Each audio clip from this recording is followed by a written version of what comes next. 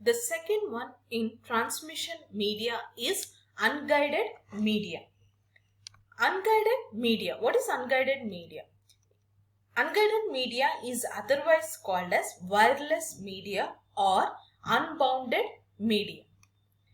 Unguided media transport electronic waves without using a physical conductor. This communication also referred to as wireless communication. Here, the signals are normally broadcast through free space.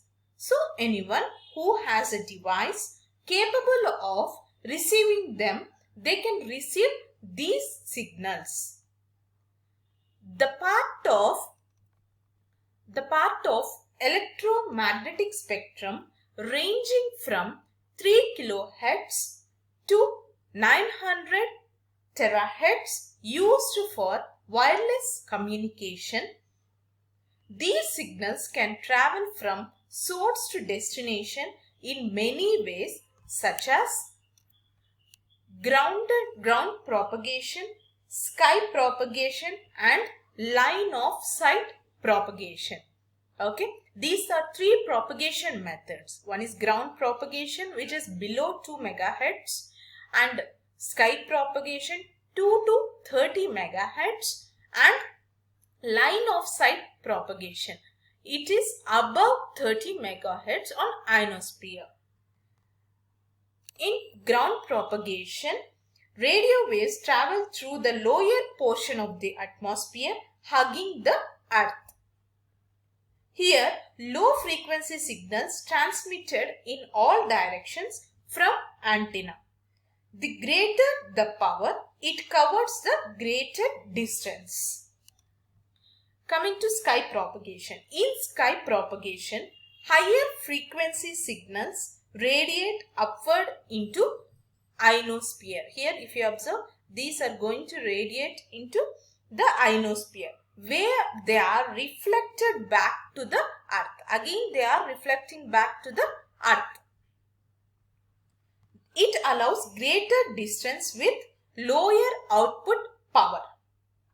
In light side propagation, very high frequency signals are transmitted in straight lines directly from antenna C. If you observe, directly from antenna, these must be directional facing to the earth other. Here these two are antennas. Okay, and here is a bands. VLF, very low frequency band, LF, low frequency band, middle frequency, high frequency, very high frequency, ultra high frequency. Means from ground, sky we can see. And where we are using, see, okay, for satellite communication we will be using super high frequency. For radar and satellite we will be using extremely high frequency. Here, if we observe, wireless transmission waves are divided into three categories. First one, radio wave, second one, microwave, and third one, infrared waves.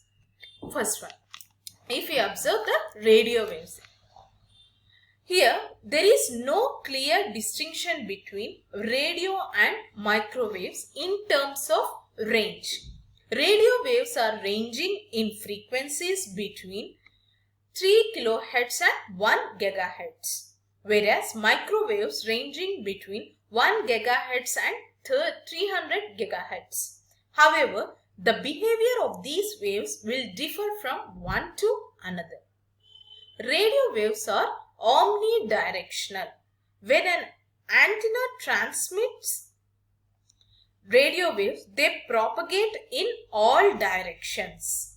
That is, sending and receiving antennas need not align. Low data rate for digital communications. Radio waves propagate in sky mode, can travel long distances. Radio waves having low and medium frequencies, so they can penetrate walls.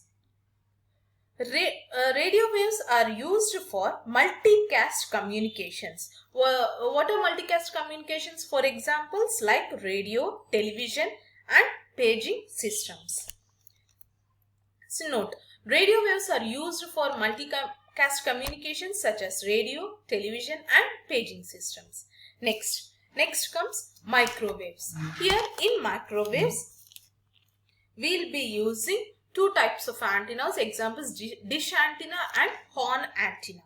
The electromagnetic waves having frequencies from 1 GHz to 300 GHz are called microwaves. These waves are unidirectional and an antenna transmits microwaves. They can be narrowly focused, that is, sending and receiving antennas must be aligned. These waves' propagation mode is line of sight. The antenna should be mounted at very tall towers. Very high frequency microwaves cannot penetrate walls. This is a disadvantage if the receivers are inside buildings. High data rate is possible, used for unicast communications. What are unicast communications?